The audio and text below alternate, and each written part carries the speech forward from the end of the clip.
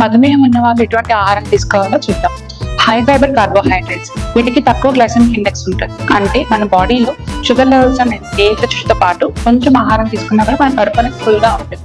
ఈ high fibre carbohydrates లో మనకి వచ్చే కామన్ గా ఏంటంటే ఓట్స్, బ్రౌన్ రైస్, లైక్ మినప్పప్పు, రాజ్మా, రాగి. కూరగాయలకు వచ్చేసరికి సొరకాయ, బీరకాయ, బీన్స్, పాలకూర. ఫ్రూట్స్ లో జామకాయ, యాపిల్, పప్పాయ ఇవన్నీ వస్తాయి. దాంతో పాటు ప్రోటీన్స్ అనేవి మన మజిల్ స్ట్రెంత్ కి చాలా ఉపయోగపడుతుంది. దాంతో పాటు షుగర్ లెవెల్స్ కంట్రోల్ చేస్తాయి.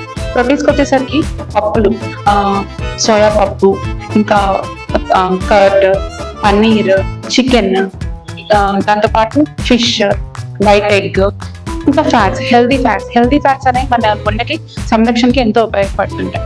హెల్దీ ఫ్యాట్స్ వచ్చేసరికి వాల్నట్స్, ఆల్మండ్స్, చియా సీడ్స్, గుమ్మడికాయ గింజలు, ఫ్లాక్స్ సీడ్స్, వీటితో పాటు ఆలివ్ ఆయిల్, సన్ఫ్లవర్ ఆయిల్ ఇవన్నీ తక్కువ మొత్తంలో తీసుకుంటే మనకి షుగర్ లెవెల్స్ కంట్రోల్ గా ఉంటాయి.